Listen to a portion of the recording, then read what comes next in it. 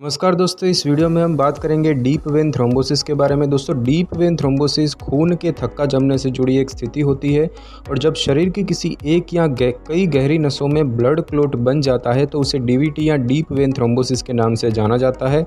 और यह स्थिति आमतौर पर टांगों में विकसित होती है।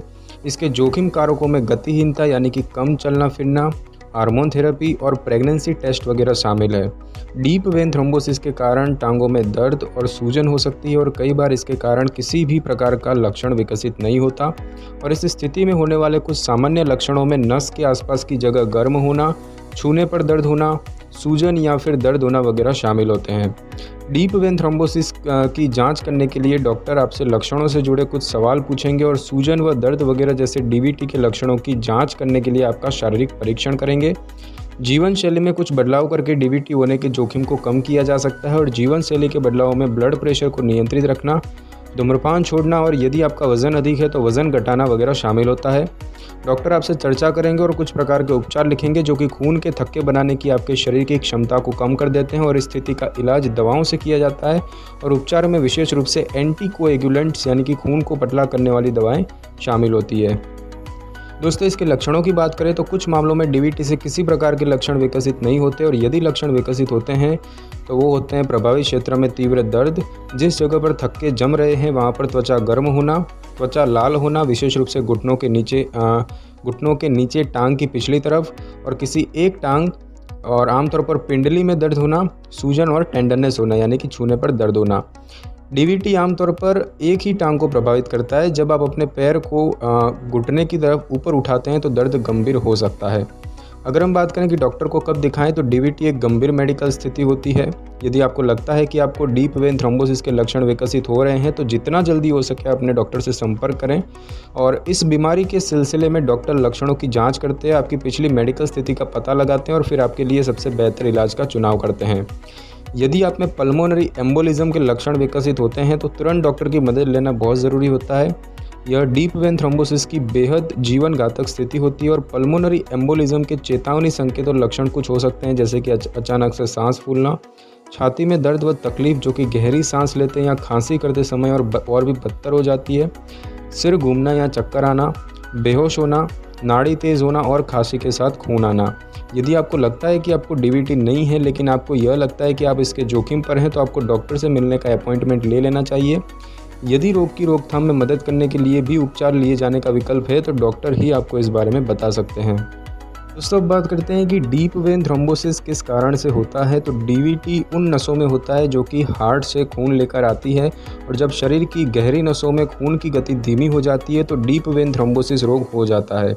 अगर रक्त वाहिकाओं की परतें क्षतिग्रस्त हो गई हैं या खून बनने की प्रक्रिया बदल गई है तो खून के थक्के बनने में आसानी होने लगती है और डीप वेन थ्रोम्बोसिस की संभावनाएं बढ़ जाती है।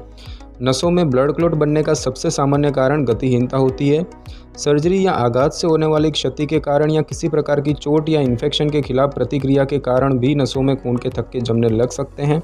और लंबे समय से बेड रेस्ट जैसे कि लंबे समय से अस्पताल में भर्ती होना या लकवा की स्थिति में जब आपकी टांगें काफ़ी लंबे समय तक बिना गतिविधि किए स्थिर रहती है तो खून का संचारण बनाए रखने के लिए पिंडली की मांसपेशियां संकुचित नहीं हो पाती और इस स्थिति में खून के थक्के जमने का जोखिम बढ़ जाता है।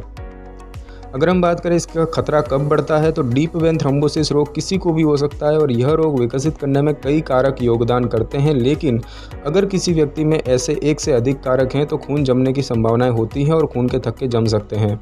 कुछ सामान्य कारकों की बात करें तो उम्र यानी कि 60 साल से अधिक उम्र होने पर भी डीप वेन थ्रोम्बोसिस विकसित होने की संभावनाएं अधिक हो जाती है, हालांकि यह रोग किसी भी उम्र में हो सकता है।